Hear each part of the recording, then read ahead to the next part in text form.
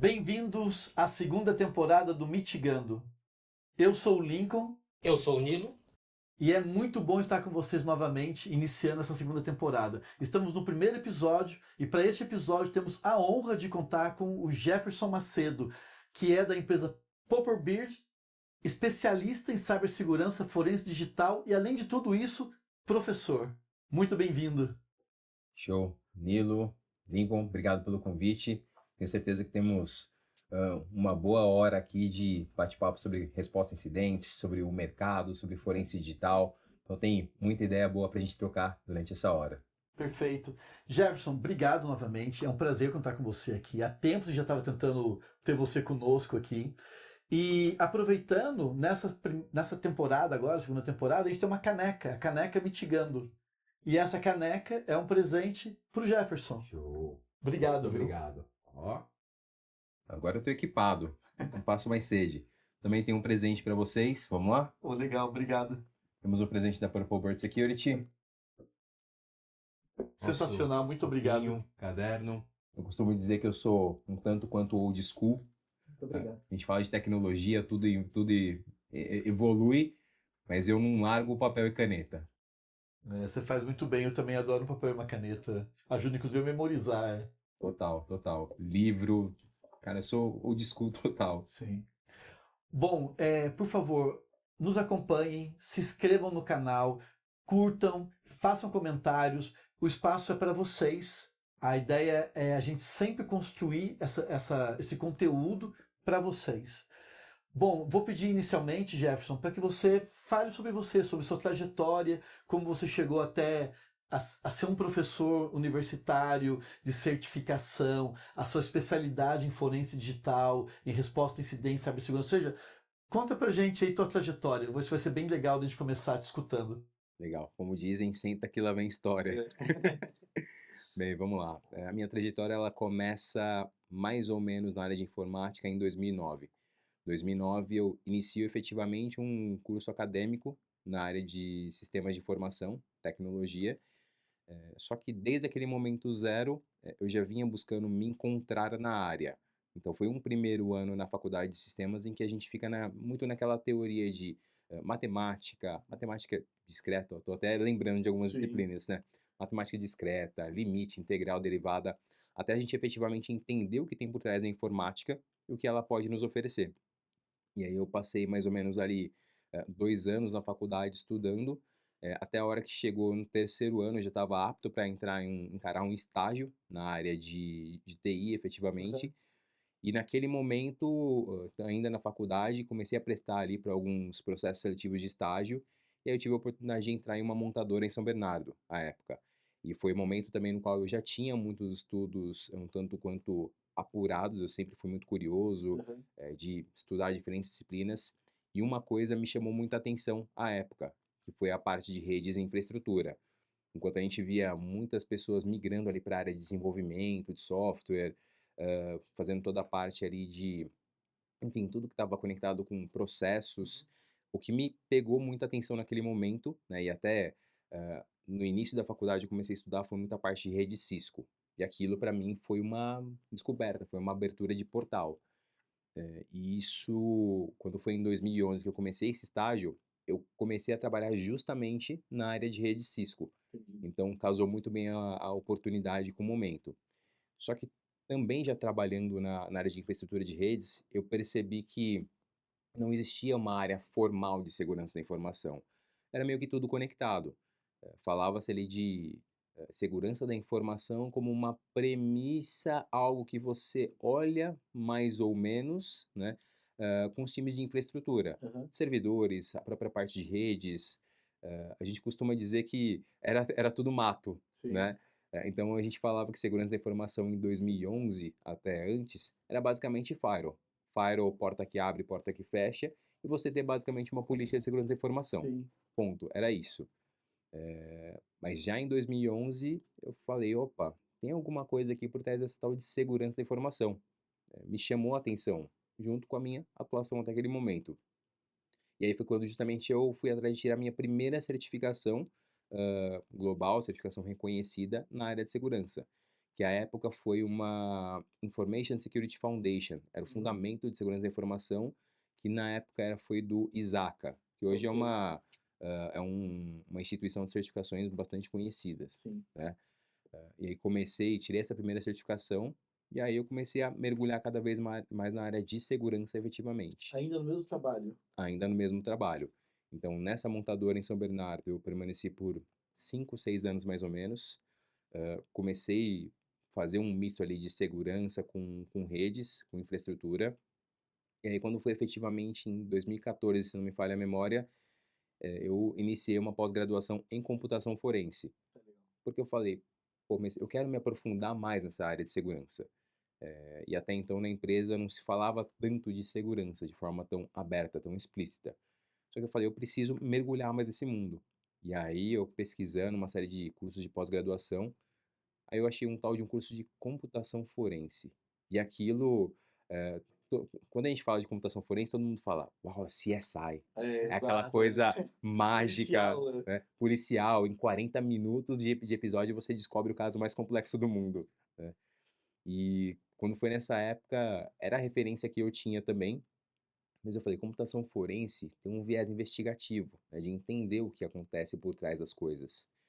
Eu tive essa oportunidade, à época iniciei a pós-graduação no Mackenzie, né? E para mim também foi uma excelente oportunidade. Por quê? Porque ali no curso, à época, eu conheci alguns dos principais nomes do mercado na área de computação forense e Aham. de segurança cibernética também. Então, fui muito premiado em ter aula com grandes referências do mercado.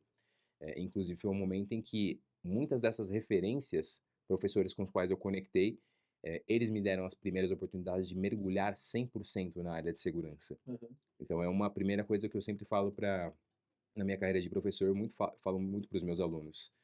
Estejam conectados com os professores. O professor que está na sala de aula, ele não está lá só porque ele tem um boleto para pagar, só porque ele quer exibir um conhecimento. Ele está lá para ajudar efetivamente. E é uma rede de contatos extremamente importante, né? Exato, é uma E a rede de primeira e mais contatos. acessível que você tem, né, no começo. Exato, vai ser a sua referência por 2 anos, 3 anos, Sem 4 anos, dúvida. seja ali o seu Né? curso de graduação. Então, para mim foi uma excelente oportunidade. Fiz a pós-graduação durante 2 anos no Mackenzie, e ali eu conheci algumas figuras muito caricatas do mercado. Então, Thiago Bordini, Fernando Carboni, Aham. pessoas que hoje também estão em posições extremamente reconhecidas pelo mercado, e foram as pessoas que me deram as primeiras oportunidades. Mas, obviamente, também porque eu era o típico pentelho de evento e Aham. pentelho das aulas, Estava em né? todas, né? Tava em todas. Você estava realmente afim de fazer aquilo. Eu É, tava afim, fundamentalmente é isso, né? tava afim, né? A gente não tinha, em 2014, 2015, não existia a quantidade de eventos online que existe hoje. Sim. Quando tinha um ou outro evento de segurança, era tudo evento presencial. E lá ia eu com a minha malinha, com o meu caderninho, né? Eu sempre tinha o meu caderninho que eu levava para tudo que era evento, e o palestrante falando e eu lá, tomando nota, tomando nota. Por quê? Eu pegava aquilo depois, chegava em casa, meu tempo de estudo, eu ia pesquisar. Ah, ele falou do GitHub, falou de uma ferramenta, falou de uma técnica, eu ia pesquisar muito aquilo.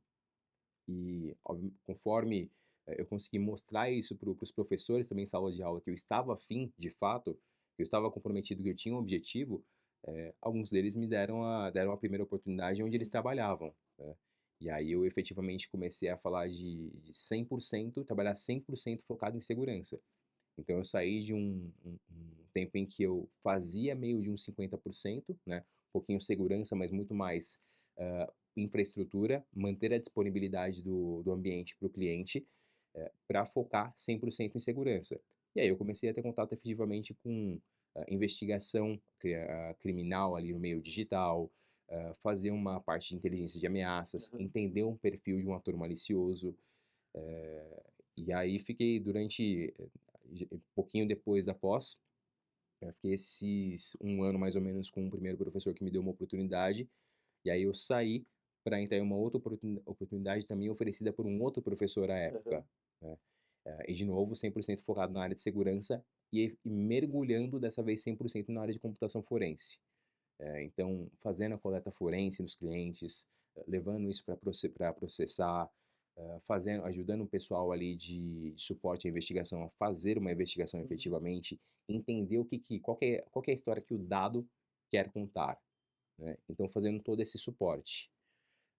Fiz essa migração aí durante esses 2 anos dessas consultorias, até efetivamente 2018, também por conta dessa relação de professor-aluno de sala de aula da pós, né, e dessa confiança que foi estabelecida, eu tive a oportunidade de um professor me fez o convite para trabalhar na IBM, isso em 2018. Uhum. 100% também focado na área de segurança, era um time que ele estava desenvolvendo lá na época, e foi um negócio que eu assim, mentalmente eu nunca imaginei que isso poderia acontecer comigo, que era, eu passei a ser parte de um time de elite da IBM. E aquilo, de novo, acho que foi muito por conta do que eu fiz no passado, É uma né. hiperconquista isso, né, cara? Traz uma É, satisfação pessoal isso. exato. E sabe aquele momento que você não consegue parar para pensar, e aí depois quando você para, acalma, você raciocina, você fala: "Cara, eu tô em um time global de elite, com os melhores caras do mundo". E então em 2018 eu tive essa oportunidade de me juntar ao X-Force Incident Response. Para quem não conhece, o X-Force Incident Response é um time global de resposta a incidentes e forense digital da IBM. Ele é posicionado com os principais players de resposta a incidente do mercado. Então eu tô falando de Mandiant, a época era a FireEye. Aham. Falamos aí de grandes consultorias como Accenture, Deloitte, todas essas consultorias posicionadas com seus times de resposta a incidente. E eu, do nada, né, do nada entre aspas, né, eu me vi inserido nesse meio. Então, trabalhando com pessoas qualificadíssimas ao redor do mundo. E, obviamente, isso também te faz subir a barra, Claro que né? sim. Naturalmente, você se coloca uma cobrança um pouco mais elevada de estudar, de estar na mesma página. Só que também foi um momento em que eu me desenvolvi muito. Então, fiquei por mais ou menos quase 4 anos na IBM. E aí eu tive uma segunda oportunidade de ir para uma consultoria também global, que é a Capgemini. Aham. Fui para a Capgemini como gerente sênior de cibersegurança, tocar alguns projetos. Só que naquele momento, até antes nos meus tempos de IBM, fazendo essa transição para a Capgemini, já me cantava um projeto pessoal. Não só pessoal, mas profissional, que é de ter Legal. de montar uma consultoria, Ou ter seja, um a projeto. Palpite já passava na sua cabeça, então, de alguma forma. Sim, de alguma forma, eu já tinha a empresa estruturada em uma folha A3, Aham.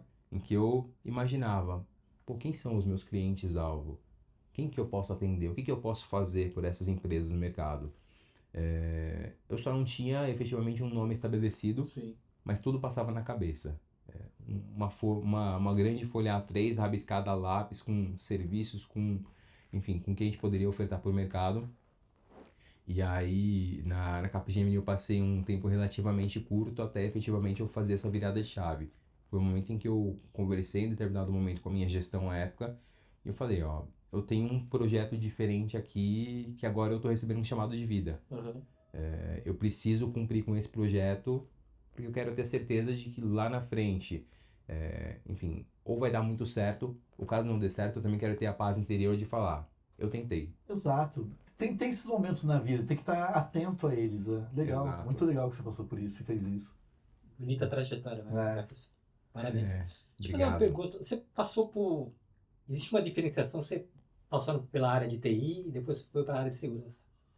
Dá para entrar diretamente na área de segurança ou precisa ter um background em TI? Vamos lá, é uma pergunta polêmica. É um tanto quanto polêmica. Por que que eu digo que é polêmica?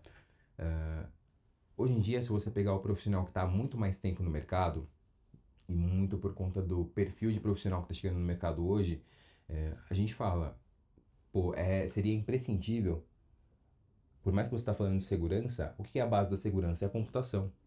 Então, é importante que o profissional tenha essa formação de base. Sim. Só que hoje em dia, enfim, muito por conta da necessidade de mão de obra, o mercado se transformou. Então, não é que não seja possível você entrar diretamente em segurança. É possível. Hoje eu também sou professor acadêmico. Há mais ou menos 3 anos também eu sou professor de cursos de graduação, de curso de defesa cibernética. Eu apoio muitos alunos a fazer essa trajetória. Então, é aquele acadêmico que está se formando em curso tecnólogo. e que ele está buscando uma vaga no mercado. Sim. Em que mercado? Mercado de segurança, porque é o que ele se encontrou, é o que ele quer fazer pro resto da vida. Então, é possível sim, mas o que eu vejo que hoje tem acontecido ainda é um gap nessa formação básica, nessa formação fundamental. Então, é uma coisa que eu também pego muito no pé dos meus alunos, o seguinte, tenha fundamentos. Você está aqui, você está estudando durante 2 anos, tecnólogo, falando de segurança, mas tenha fundamentos. Então, estude um pouco sobre TCP/IP, estude um pouco sobre desenvolvimento de sistemas, Sim. estude um pouco sobre processo, porque tudo isso vai te ajudar muito, não só a formar uma base, mas no dia a dia prático, a sair de uma crise, a ajudar um cliente. Então, de novo, possível é, mas eu vejo que tem muita gente pecando no básico, que é a formação de base. Eu concordo, sem os fundamentos não tem como. Segurança de informação, no fim das contas, tem a ver com a infraestrutura, tem a ver com os sistemas básicos, ou seja, se você não tem no mínimo uma noção disso, fica um gap, você não consegue de fato exercitar ou praticar a segurança da informação. A gente nem está falando de cybersegurança, de coisas mais especializadas, né? É um recorte mais amplo de segurança, concordo com você. Uma coisa que chamou a atenção quando você estava descrevendo sua trajetória é que ela tem muito a ver com o que a gente meio que gostaria de conversar no episódio hoje, né? Que a tua relação, à medida que você estava se formando, a tua posição como aluno, de estar realmente interessado naquilo, de estar próximo, não criar uma distância com os professores, como se eles não fossem parte da tua relação, né, da tua rede de relacionamento, e aproveitar ao máximo essa rede, aproveitar ao máximo a escola, as oportunidades que elas... Basicamente, e eu achei incrível isso, toda a tua trajetória foi construída inicialmente por recomendações dos professores que estavam com você, vendo teu interesse, teu envolvimento e apostando em você. Cara, isso é incrível, porque é muito comum, às vezes, durante a formação, as pessoas criarem uma distância, né? Do Sim. tipo, cara, puta, eu tô indo na escola para cumprir tabela, mas a vida profissional tá fora da escola. E isso é uma inverdade. A vida profissional, ela começa na formação técnica na escola. Então isso até é uma mensagem super importante para você que está nos assistindo. Não esquece disso. Você vai estar em formação técnica, cara, ali começa a tua carreira, ali começa a tua vida. Cara, usa o professor, usa aquela estrutura, usa os teus amigos, os teus colegas de classe como parte da tua rede de relacionamento para você começar a trabalhar, a ver oportunidades. É isso, no fim das contas, não é? E tem outra mensagem interessante também, a parte do retorno, que o Jefferson falou, né? Ele pegava as matérias, fazia as anotações, depois ia estudar sobre aquele assunto, aprofundar sobre o assunto para dar um retorno para o professor, que era uma relação... Exatamente. Como dizem, é uma via de mão dupla. Exatamente. Né? Mas tem que saber aproveitar ela, né? Exato. Você tem que saber aproveitar a hora do professor que está na sala de aula. De novo, hoje em dia, eu não estou falando hoje por conta da instituição que eu estou, a instituição que eu estou é maravilhosa, dá todo o suporte, toda a coordenação, mas é uma realidade Brasil hoje. Hoje, o professor Brasil, ele não tem a remuneração adequada, por uma série de motivações, né? Aí se a gente, obviamente, se a gente fosse sair aqui da pauta de tudo, a gente a gente gastaria tempo falando de uma série de temas, Sim. né? Mas é a realidade Brasil hoje, seja ela acadêmica ou seja de pesquisa. Então, muito do professor que está lá na sala de aula, ele está porque ele gosta. É porque é paixão, porque é vocação. O professor, ele perde, entre aspas, o final de semana, desenvolvendo um conteúdo novo, porque aquilo pulsa mais forte no coração, pulsa mais forte no peito, né? Então, aproveite muito bem o tempo do professor. Enquanto você estiver na sala de aula, aproveite muito bem o tempo do seu professor, compartilhe conhecimento, busque conhecimento também, engaje, tem muita oportunidade. Não encare a faculdade somente como cumprir tabela ou somente como uma obrigação. Aproveite aquele momento para, de fato, poder obter ali a sua próxima oportunidade profissional. Concordo. Eu falo muito para os alunos. Nós temos alguns ritmos lá de projetos práticos com empresas que patrocinam, né? E eu vejo, de novo, muitos alunos acabam olhando aquilo só para, é o meu trabalho final, é o trabalho de conclusão de curso. Uhum. Só que dali saem muitas oportunidades. Sem dúvida. Porque se você apresenta um trabalho de qualidade, o empregador que está do outro lado patrocinando, né, que está te assistindo, vai falar, opa, eu tenho um talento aqui. Eu tenho um talento que está interessado, que me apresentou, por mais que não seja a ideia mais genial, mas ele está com vontade. Ele está com sangue no olho Sem de dúvida. construir algo diferente. Então, ter vontade, ter sangue no olho, para mim isso é a premissa de tudo. Claro, faz todo sentido. E lembrando que na formação técnica, o professor geralmente ele não é só professor. Ou ele tem um trabalho de consultoria, ou ele tem uma atividade técnica extra classe. Até a questão da remuneração, às vezes ele faz isso até para complementar a remuneração, ou vice-versa, ele já era técnico e gostaria de compartilhar aquela experiência técnica dele, aquela vida para outras pessoas. E claro, a sala de aula é um lugar ótimo para isso. Você transferir a tua vida, a tua vivência, teu conhecimento para outras pessoas. Então sempre tem, como você falou muito bem, uma mão dupla ali, da própria pessoa que se dedica à profissão técnica, né, como professor. Então, você se vender ao professor significa, na verdade, você criar conexões no mercado de trabalho também. Na área técnica, especificamente, a gente está falando aqui na formação de segurança da formação, cibersegurança, TI, etc. Mas eu estou totalmente alinhado com você, é super, super importante isso. E você que está assistindo, comenta, porque você pode ser um professor, você pode ser um aluno, está interessado em entrar num curso técnico de formação, fala sobre isso. E, de novo, não importa se é graduação, curso técnico, tecnólogo, se é uma certificação, se ela é completamente presencial, se ela é híbrida, se ela é totalmente remota, usa sempre esses instrumentos, se dedica. Se você está interessado, realmente entra nessa. Ali, não esquece, o primeiro passo para você se tornar um profissional é a hora que você começa a fazer um treinamento, um curso, uma graduação. Esse é o ponto que a gente está levando.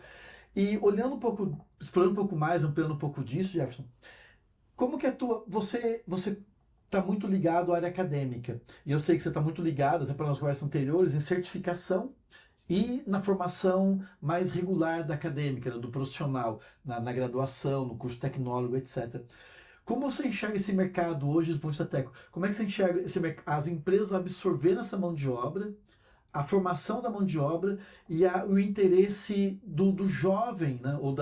Ou em geral, não importa se é um jovem adulto, mas do interesse das pessoas em entrarem no mundo técnico. Como é que está um pouco dessa dinâmica no teu dia a dia, no que você observa como professor? Nós temos observado a evolução do mercado e uma grande quebra de barreira. O que é essa quebra de barreira? Muitas pessoas se aproximando mais da área de tecnologia e de exatas. Tecnologia, exatas, segurança, não somente pelo que foi o tal do advento da Covid, né? Uhum. E de toda a necessidade de transformação digital, enfim, mas há uma evolução natural conforme as pessoas passam a falar mais de cibersegurança, de segurança cibernética. A mão de obra ela é necessária. A gente também tem vindo um momento e uma hype tão alta de inteligência artificial, de computação quântica, mas a mão de obra ela ainda é necessária. Uhum. A gente veio, talvez vocês também vão se lembrar, vou entregar a idade também aqui a depender de alguns momentos, né, algumas falas, mas a gente fala que, por exemplo, tem uma transformação natural no mundo. Lembra a pessoa que era datilógrafa? Sim. O que aconteceu com ela? Aquela pessoa que não evoluiu, que não acompanhou a tendência, ela sim perdeu o emprego. A gente vai estar falando agora do exato mesmo movimento. Então a pessoa que está sentada, parada, assistindo a IA dominar, e se ela não se atualizar, ela vai perder o emprego. Agora, do outro lado, quem está se atualizando, quem está acompanhando, quem está estudando, essa pessoa ela vai ser necessária para o desenvolvimento da IA, para o desenvolvimento do mundo e da tecnologia como um todo. Sim. Então eu falo que é um outro exemplo. E a gente volta ali para aquela questão de base, de fundamentos. IA hoje em dia é o que está na surface, é o que está ali na superfície que todo mundo vê. Sim, é a fronteira do conhecimento, né? É a fronteira. Mas vamos lá, como dizem, é o topo do iceberg. Sim. É o que é mostrado no mundo. Por baixo da IA tem um monte de coisa, uma série de tópicos que precisam ser estudados, que formam a base disso. E quem estiver estudando essa base vai de fato formar uma vantagem para a carreira. Então, só mais um exemplo falando de IA, seja ela aplicada à segurança ou não. O que tem por trás da IA? Você tem machine learning, você tem data science, você tem automação, hiperautomação, você tem RPA, né, de automação de processos. Então você tem toda uma base antes de falar de IA.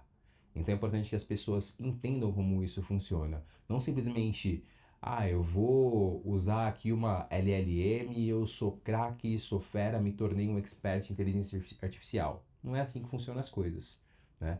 Então, conectando aqui os pontos, o mercado, ele precisa de gente qualificada, tem muita empresa buscando, tem muito profissional procurando também, mas o que eu vejo hoje em dia é que falta um pouco convergir esses lados, né? O que é o convergir? É de fato as empresas entenderem qual que é o perfil que está sendo buscado, Uhum. porque a gente, de um lado, a gente tem o candidato dizendo o seguinte, mas a empresa ela coloca a régua lá em cima, né? Então, obviamente, falta um pouquinho, às vezes, de calibrar qual que é o perfil ideal de contratação, só que, obviamente, do outro lado, a empresa fala, tá, mas não tem candidato qualificado. E, obviamente, também falta um pouquinho dos candidatos correr um pouquinho atrás ali dessa formação adequada. Então, no final das contas, a gente tem um pouco sabe aquela figurinha do Homem-Aranha, né? Que é um apontando para o outro e todo mundo mesmo Homem-Aranha? Uhum. A gente às vezes gasta muito tempo e esforço, um apontando para o outro, só que é um esforço conjunto. Sim. Não tem lado culpado, não tem a balança que pesa mais para um lado ou mais para o outro. Todo mundo tem um papel muito importante na sociedade, que é, de novo, parar e se conversar para entender como convergir entre os dois perfis. Mas imagino que a escola tem um papel muito importante nisso, né? Porque ela, de alguma forma, pode ser vista como uma liga desses dois lados, que é a demanda de mercado, como você falou, com a barra muito alta, muitas exigências, muitos desejos e ambições para o profissional. Um profissional que às vezes está em formação. Quando fala professor em formação, não significa que ele está em formação porque ele é jovem, está começando a estudar. Às vezes é um cara que tem muita experiência prática, está muito tempo no mercado, mas exatamente porque a tecnologia muda a velocidade extraordinária, como por exemplo as ferramentas de IA que estão disponíveis agora, quem trabalha em tecnologia, independente da área tecnológica, ele tem que estar o tempo todo se atualizando. É uma demanda isso, não é? Isso parece um jargão comercial, mas não é, uma realidade. Todos nós que trabalhamos com isso temos que estar o tempo todo atualizando. Né? É muito fácil. Se a gente falar aqui sobre os 20 anos passados, a gente vai falar sobre um monte de coisa que não existe mais, e coisas que vieram e já morreram, e coisas que estão começando agora, como por exemplo IA, inteligência artificial. É, Eu costumo dizer que toda vez que eu faço uma revisão do meu currículo, em vez de acrescentar coisa, eu retiro aquelas retiro o coisas passado, antigas aquela que foi o limpada. legado, né? Que foi É tudo isso para aí. trás, né? Porque você falou, por exemplo, você começou a trabalhar com rede Cisco. Cara, mas tem as redes Novell que dominavam o Uhum, mercado antes, bem que não lembrado. eram TCP/IP, não eram baseados em protocolo internet. Aí a Cisco meio que ganhou o mercado TCP/IP, mas teve um intervalo entre a Novell e a Cisco TCP/IP que foi a ATM. Ou seja, é um pouco do que aconteceu. As coisas mudam numa velocidade que é impressionante em tecnologia. Então, quando a gente começa a contar a nossa história, você falou da idade, não é uma questão de idade. Cara, é que são mudanças que aconteceram em 2, 3 décadas. Uhum. Aconteceu em vida, né? Todo mundo vivendo e vendo essas transformações, essas mudanças. É algo impensável, né? E não é só em tecnologia de rede, assim. Você pensa em World Wide Web, que era a internet quando ela foi construída e se tornou comercial, etc.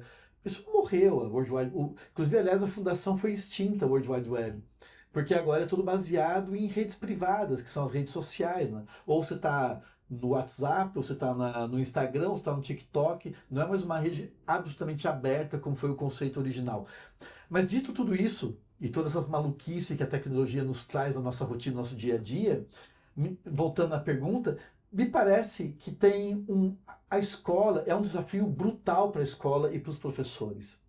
E eu não sou um professor, mas eu tenho um interesse em algum momento de também entregar um pouco da minha experiência como professor. Não sei como ainda, não defini muito bem esse modelo na minha cabeça. Mas fundamentalmente é um elo, porque, claro, tá todo mundo correndo atrás para se atualizar o máximo possível e continuar relevante no mercado, na tecnologia, no mundo. As empresas estão interessadas em ter esses profissionais de alguma forma dentro delas, porque elas também têm essa pressão, essa demanda por causa da digitalização, principalmente por toda essa aceleração que teve no pós-pandemia, né, como você bem Uhum. mencionou. E o papel da escola nisso tudo? É uma loucura isso, porque para a escola é um desafio brutal também ser o elo de ligação desses dois mundos, né? E tá tendo que se preparar e se dimensionar para isso. Sim, a escola tem um papel fundamental ali, de novo, a gente volta para a formação de base, né? E a gente vai voltar reiteradamente num ponto em que é necessário a colaboração, é necessário cada um assumir ali seu protagonismo, trocar a experiência, né? lembre-se sempre que a escola é a primeira oportunidade que você vai ter de entender se aquilo é para você ou não. Aham. Eu acho que eu faço uma série de leituras, eu me atualizo com alguma frequência, e até puxando um dado bastante curioso, em algum momento eu li que um profissional das gerações atuais que eu digo é já a minha geração, né? A gente está falando aqui de uma geração Y. Agora a gente tem outras gerações vindo para o Sim. mercado. Só que já a minha geração, ela tem uma perspectiva de mudar de emprego até 6 vezes até o final da vida. Então, e o mudar de emprego não é simplesmente, eu trabalho com TI na empresa A, vou para TI na empresa B. É mudar de área de atuação. Aham. Quer ver? Eu vou colocar um exemplo prático. Eu cortei o caminho aqui falando da meu início em tecnologia, mas iniciar efetivamente, completei 21 anos de atuação profissional efetivamente, desde minha primeira assinatura em CLT. Eu comecei a trabalhar com 16 anos. Eu comecei a trabalhar como aprendiz de RH. Então, como aprendiz de RH, passei 2 anos na mesma empresa, mudei para a área de manutenção industrial, ou seja, chão de fábrica, né? Eu fazia toda a parte de suporte administrativo do pessoal de mecânica industrial, de elétrica, de manutenção. E ali começou a surgir a minha paixão pela área de exatas, porque eu sempre tive um perfil muito focado em humanas. Aham. E eu sempre fui na escola o típico exemplo de que, é matemática, não vai dar certo, não fecha. Para mim era no máximo, para mim a matemática naquela época existiam 4 operações. Era soma, subtração, multiplicação e divisão. Acabou. A hora que colocava tal do limite integral, variável, Exponencial, e por aí vai exponencial, derivada. eu falava, meu Deus do céu, socorro, não vai dar certo, né? Só que foi algo que veio natural com essa primeira experiência prática, de estar convivendo mais com o pessoal até mais velho, da área ali de mecânica, por exemplo. Aham. Pessoal que tinha uma formação, à época, muito baseada em Senai. E ali eu vi o pessoal desenhando ali uma peça, fazendo um ou outro rabisco ali no papel. A gente consegue, vamos calcular aqui na mão qual que é a voltagem e a potência da subestação elétrica. Aham. E aquilo me chamou ali a atenção para entender o que tinha por trás. E aí trabalhando muito, dando muito suporte pro pessoal de manutenção elétrica, eu via o tal do tecnologia, tem um tal de um cabo azul conectado aqui. O que é esse cabo azul conectado? É um cabo de rede. E aí isso me marca também uma outra experiência muito bacana que foi a primeira vez que eu crimpei um cabo de rede, que também foi um Legal. negócio mágico para minha época. Eu falei, nossa, eu sei crimpar um cabo de rede, Parece que uma coisa de mágico. outro mundo, né? Exato, né? Então são pequenas experiências que marcam a sua vida e que fazem parte da sua fundação, que você leva para a escola, que você leva para compartilhar com os colegas e tudo aquilo transforma a sua experiência no Sim. geral. Sim, perfeito, muito bom. Cara, eu entendo perfeitamente o que você falou. Minha trajetória também passa um pouco do que você está contando, assim, desses encantamentos com as coisas técnicas, da curiosidade, né? E aí você acaba se envolvendo com ela, foi assim que eu acabei me formando também. E uma pergunta, olhando o mercado hoje, né, também do seu ponto de vista como empresário na área de cibersegurança, como professor e como profissional que atua nas 3 esferas, né? Uhum. É, como que você tem enxergado as tendências no mercado? Para onde o mercado. A gente falou de alguns recortes, falamos de infraestrutura como um todo, da tecnologia da Uhum. informação, o recorte da segurança da informação e da cibersegurança. Para onde está indo as trilhas? Para onde você está vendo que as demandas principais estão indo, olhando a digitalização, olhando o crime, né? Ou seja, aquela fase romântica da cibersegurança ficou muito no passado, né? Onde as pessoas entravam só para mostrar que elas podiam entrar e fazer uma pichação no Uhum. website. Isso é coisa da pré-história da segurança da informação. Hoje, basicamente, como boa parte dos ativos que valem dinheiro foram para o mundo digital, estamos falando de crime, fundamentalmente é isso, é o crime atuando no mundo digital. Como você enxerga? Como você vê as tendências? Se alguém fosse falar assim, putz, tá alguém, independente da idade, tá assistindo a gente falando assim, cara, eu tô afim de entrar nessa história aí, eu acho que vale a pena, cara, não quero mais fazer o que eu tô fazendo, eu quero começar a construir minha história e entrar nisso que eles estão falando. Por onde você acha que a pessoa devia estar pensando, trilhando, etc? Como é que você elaboraria isso? Bom, acho que tem um primeiro ponto muito fundamental e acho que um recado muito importante para a audiência nós passamos da fase de falar que o atacante, que o nosso adversário, era o jovenzinho de 14, 15 anos que ficava sentado só na frente do computador. Hoje, nós estamos lidando com o crime organizado. É essa a nossa grande preocupação. São esses responsáveis por recrutar um talento no meio cibernético para poder fazer ataque contra grandes instituições. Então, é essa a nossa preocupação hoje em dia. É como combater o crime organizado que está saindo de um crime físico e migrando para o digital. Então, esse que é um primeiro ponto muito importante, porque nós precisamos de mão de obra qualificada e de cabeças pensantes para combater esse crime. Sim. De novo, é muito diferente do perfil que eu tinha quando eu iniciei na área há anos atrás, e vai muito nessa linha que você comentou da pichação de site, de algo pontual. Sim.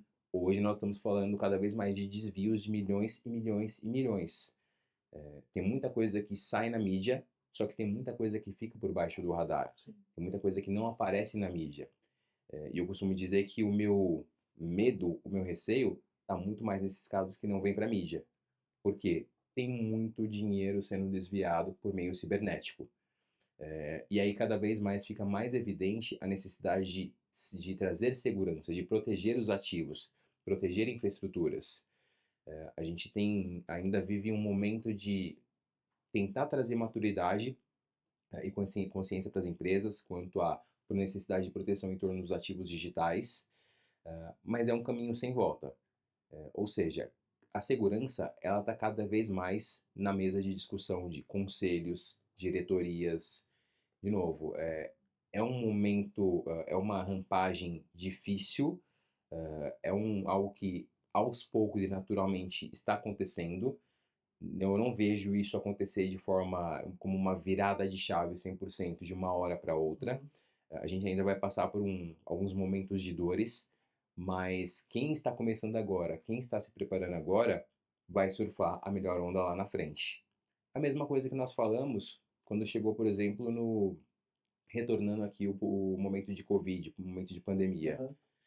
Quem, naquela época, passou a ganhar grandes salários, quem passou a ser um profissional disputado, não foi a pessoa que começou a estudar no meio da pandemia, que do nada já pegou um cargo como desenvolvedor especialista. Claro. Quem surfou muito bem essa onda foi a pessoa que estava ali com seus 4, 5, até mais anos de mercado e estudando efetivamente, entendendo como desenvolver um sistema, entendendo como fornecer segurança, Claro. entendendo muito bem de um processo de segurança. Provavelmente recém-formado tem conseguido uma oportunidade para entrar no mercado, por causa da demanda, mas Exato. fundamentalmente as grandes oportunidades foram porque a gente tinha experiência. Concordo com você. Exato. E a mesma coisa que agora.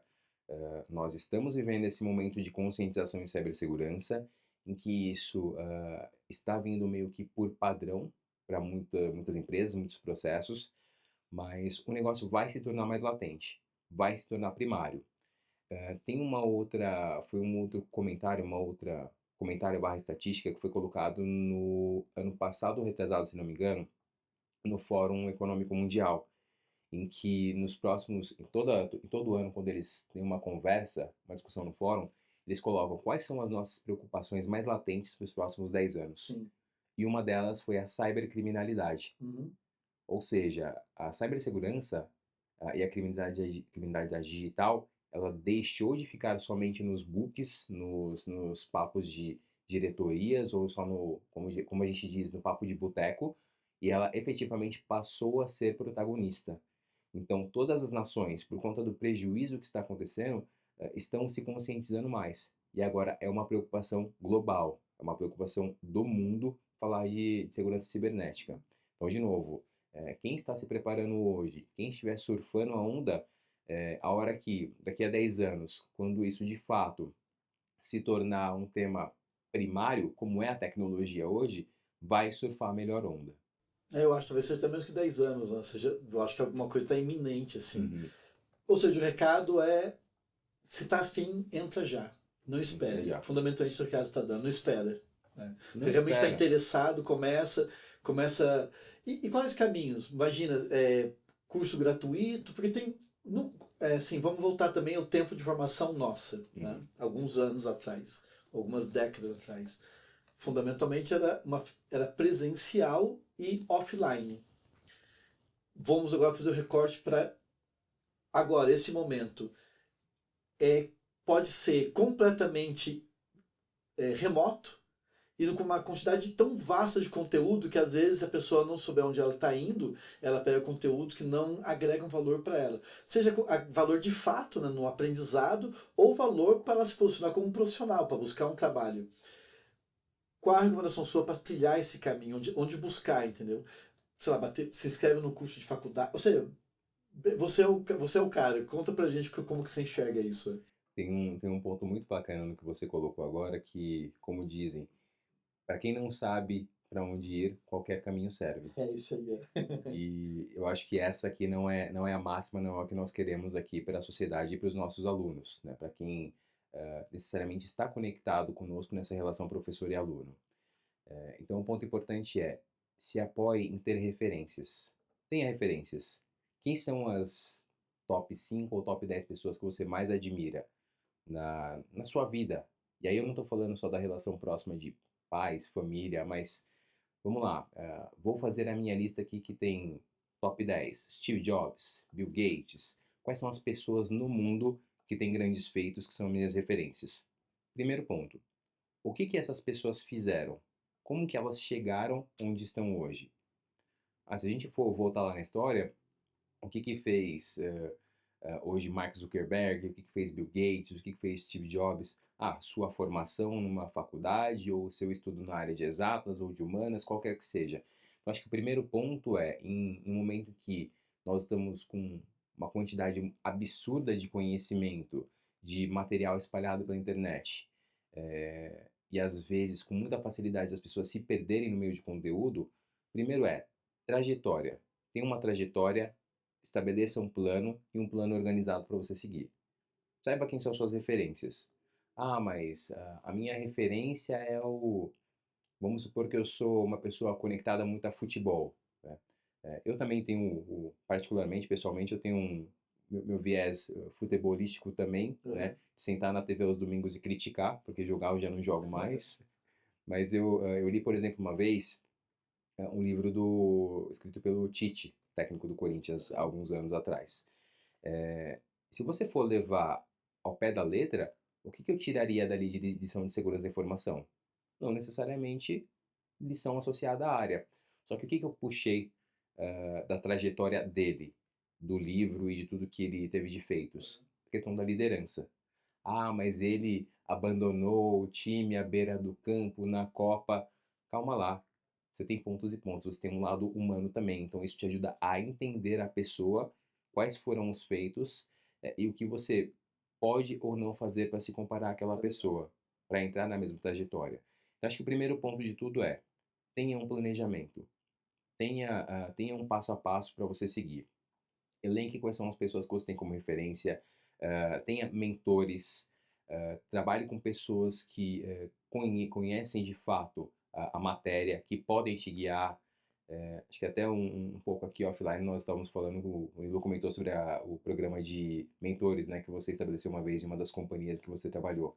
Eu acho isso fantástico, porque tem muita gente boa no mercado que quer guiar o jovem que está entrando. Sim. Eu sou apaixonado por transmitir conhecimento. Então, você quer... O maior orgulho para mim, eu tenho hoje pessoas na empresa que estão comigo desde o começo. Uhum. E você vê a evolução da pessoa. A pessoa, há 3 anos atrás, quando começou comigo, não sabia se ping era de passar no cabelo ou se era de colocar na salada, como dizem, né? E hoje é uma pessoa que eu solto, eu posso virar as costas, posso ir embora, posso fazer meus compromissos diários, tratar outras coisas mais complexas com o cliente, que eu sei que a pessoa vai dar conta. Sim. Então você vê essa evolução natural, ainda que a pessoa não permaneça contigo para sempre na empresa, né? E a gente normalmente, eu digo o seguinte, assim como a relação pai e filho, você forma o seu filho para o mundo, Sim. não é para você, é para que ele se vire no mundo. Então hoje a gente pega um profissional júnior que está entrando no mercado para que ele se forme para o mundo. Se eu não quiser formar ele para o mundo, de repente eu vou ter um profissional mais ou menos dentro de casa, e não é isso que eu quero. Eu quero pelo menos ter a sensação de que, legal, você tá absorvendo um recurso da empresa, nós estamos investindo em você, você está ficando muito bom, você pode ir para o mercado, Só que se você não for, se você optar por ficar aqui, eu tenho o melhor profissional da mesma forma, né? Então, acho que investir na formação do profissional é algo extremamente importante. Sim. Eu e o Nilo, temos uma empresa de cyber também, que é a Defensive, né? E na Defensive a gente tem um programa também que a gente chama de aprendiz de feiticeiro, né? Que é isso aí. Pega meninos que estão afim, ou seja, eles nem estão, às vezes estão já fazendo uma faculdade, ou estão fazendo um curso tecnólogo, mas estão afim de entrar nisso. E aí a gente monta um programa com eles para, com o tempo, eles verem se é isso mesmo, a área, eles vão trabalhando conosco, seja em testes de invasão, seja em forense, ou seja, eles vão tentando alguma dessas disciplinas e vão continuando e seguindo com a gente vendo isso. Você falou de seguir, né, de trilhar, de buscar referência. Uma das coisas que, só como compartilhando, que eu faço eu entro no LinkedIn e daí, sei lá, eu quero saber, puta, o que eu vou estudar em cibersegurança, né? Aí eu vejo ali na formação educacional das pessoas que eu sei que são profissionais de alto gabarito em cyber, e vejo o que eles estudaram ali, onde certificaram, o que eles estão estudando, e vou usar isso como uma referência de lugares que eu posso também me estudar e melhorar meus conhecimentos. Né? Exato, é um ótimo ponto. Eu também faço isso bastante, né? Obviamente hoje eu olho um perfil diferente de profissional. E isso a gente vai mudando, o A que a gente gente vai analisa mudando. quando está no comecinho, é isso aí. É É porque a como... gente falou muito em questões técnicas, mas tem essa parte motivacional, essa parte Uhum. de valores, ética, tem muitos valores extra a parte técnica, porque a parte técnica a pessoa acaba pegando, né? Os gênios pegam mais rapidamente, os outros também pegam da mesma forma, né? Agora, essa parte motivacional, essa parte de você querer aprender, tal, essas coisas, essa é uma coisa que eu acho que o professor é, também ajuda muito, né? Eu acho que quando a aula é presencial, tem essa troca de experiência, eu acho que muitas vezes deve ter vários alunos que te param e falam assim, professor, você poderia me dar uma dica aqui, ou me aconselhar em termos de carreira, ou vou para que área, o que você acha? Então você Concordo. acaba ajudando a pessoa, porque você acaba conhecendo também o perfil da pessoa, né? Eu passo muito por essa experiência, né? O aluno que está mais interessado, ele ou às vezes manda uma mensagem lá no Teams da faculdade, ou a hora que dá o intervalo, professor, estou fazendo uma entrevista aqui, como que você acha que eu devo me portar? Eu falo, ó, a vaga é para quê? A vaga é para um analista de cloud, analista de resposta a incidente ou de pentest? Ah, é de pentest. Ó, então aborda com o recrutador pontos X, Y, Z, com seu chefe outros pontos 1, 2, 3, isso vai te trazer mais claridade, né? Eu acho que não tem prêmio maior para nós nessa função de formadores do que o aluno chega na outra semana e fala para a gente, professor, passei, fui aprovado, obrigado pela sua dica. Isso é muito Então, assim, não tem dinheiro no mundo que né? paga isso. Então, eu acho que isso faz muito daquela questão do qual é o seu propósito de vida também, Sim. né? É só por mim ou é efetivamente para tentar mudar o mundo? Então, você saber que você está contribuindo com a sua missão ali seu propósito de mudar o mundo ou de contribuir, que seja aquele 0,0000001, mas aquilo também eu tenho um prazer de ver aquele retorno, né? Então, para mim, ver um aluno voltando para a sala de aula falando, professor, obrigado, a dica deu certo. Claro. Isso não tem dinheiro no mundo que pague. E mudar o mundo é ajudar uma pessoa, mudar uma pessoa. Mudou uma pessoa, ajudou uma pessoa, resolveu. Eu costumo dizer que na sala de aula nós mudamos aquele entorno, aquelas 20, 30 pessoas que estão ali naquele É isso momento. aí. Eu acho que até vocês também, enfim, como profissionais que passaram por empresas e agora também, ambos agora, estamos como empresários, Sim. qual que é a nossa missão? E o porquê que eu também, qual foi uma das minhas motivações de iniciar para o Cobert Security, um projeto? Ampliar o meu poder de impacto na vida das pessoas. Eu sempre pensei o seguinte, eu estou aqui na sala de aula, mas não é todo mundo que pode estar aqui. Eu estou trabalhando em uma grande empresa, mas não é todo mundo que pode estar absorvendo desse conhecimento. Como que eu posso ampliar o meu poder de impacto na vida das pessoas?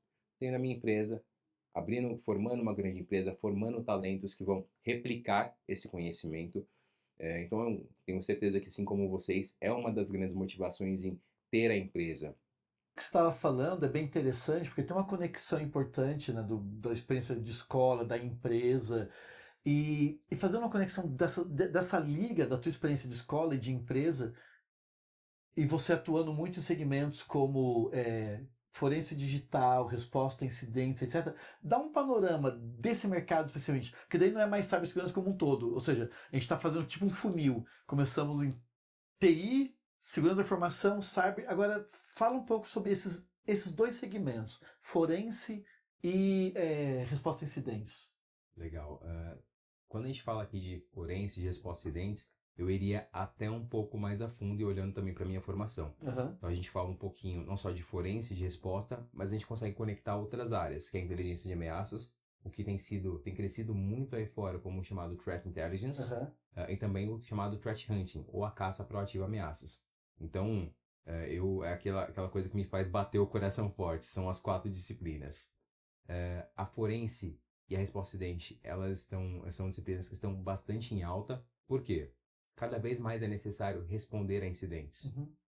A gente tem acompanhado o momento de mercado das empresas em que elas, muitas vezes, obviamente, tá, aqui não cabe a nós dizer que elas querem de fato fazer isso, mas às vezes a segurança ela acaba negligenciada, Sim. até que efetivamente um incidente ocorra.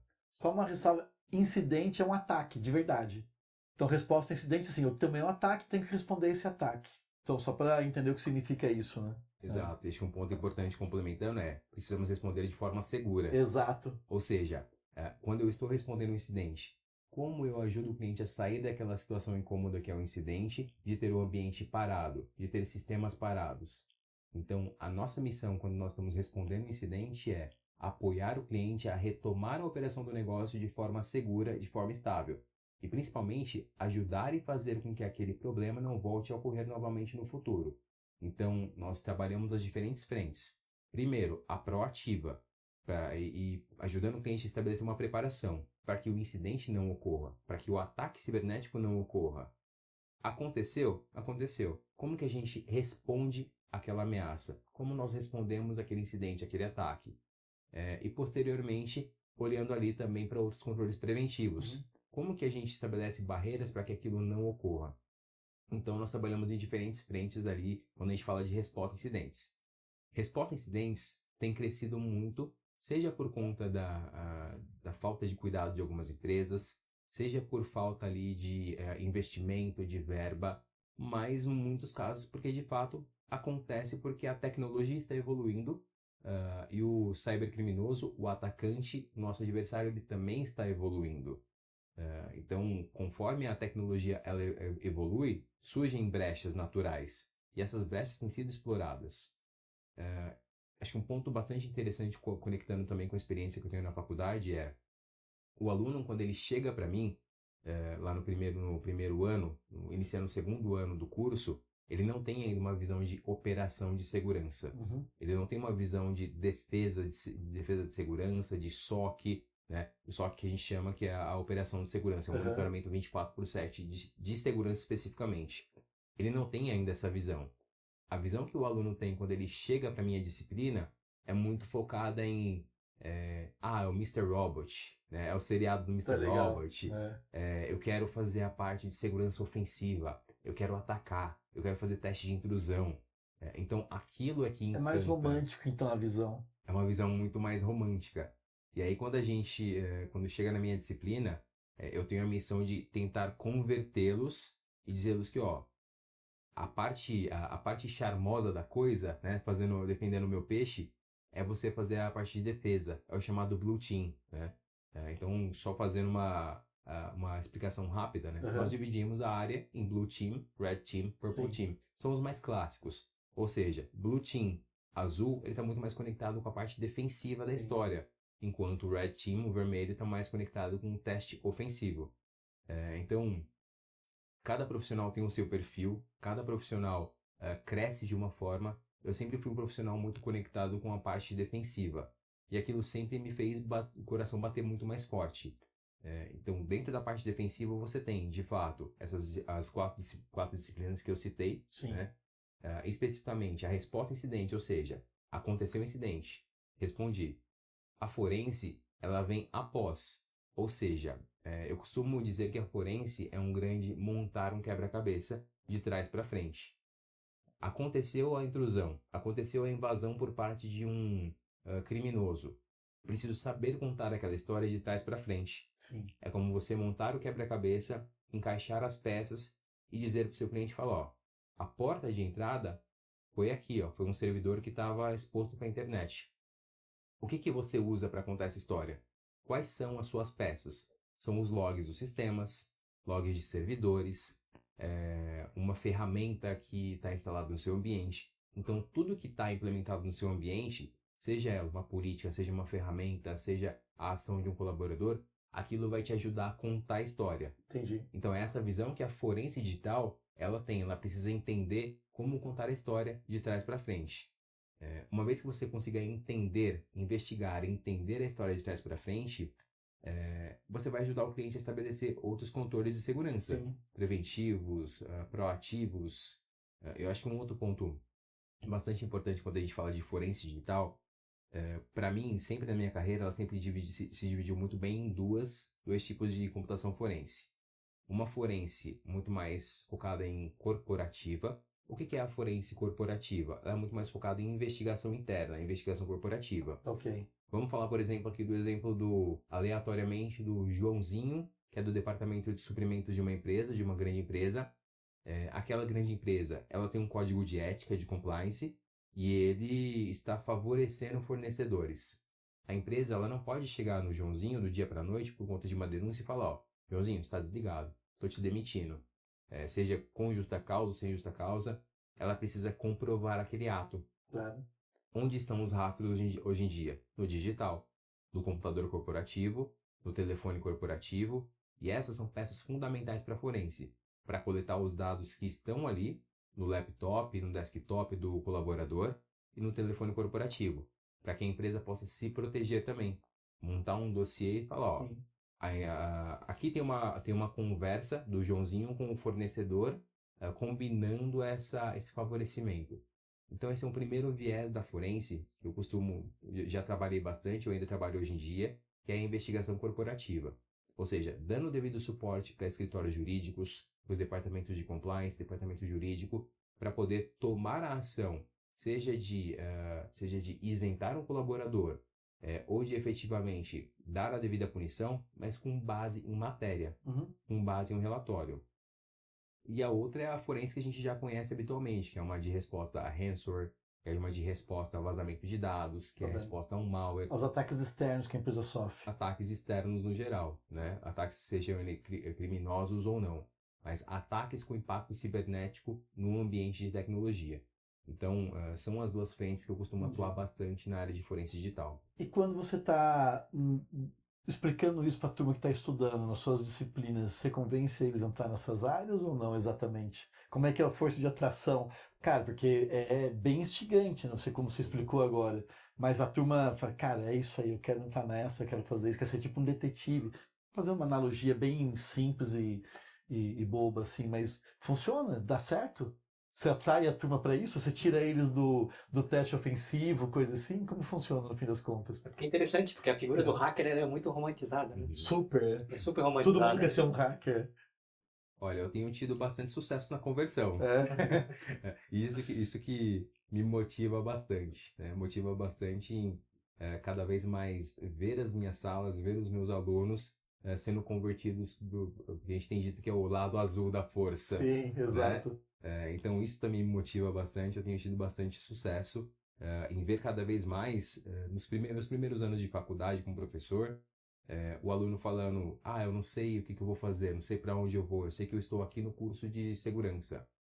E alguns deles, a maioria saindo com um viés de segurança ofensiva, e aí eu comecei a mudar um pouquinho dessa abordagem, e hoje, por exemplo, eu estou em uma turma em que todos começaram com o viés de eu acho que eu vou para segurança ofensiva, eu não sei ainda, vou fazer governança. E hoje, cada vez mais, eu vejo alunos dizendo o seguinte, professor, vou para a área de SOC, vou para a área de monitoramento, vou para a área de resposta a incidente, eu gosto muito de forense, me ajuda, vou ser perito da Polícia Federal.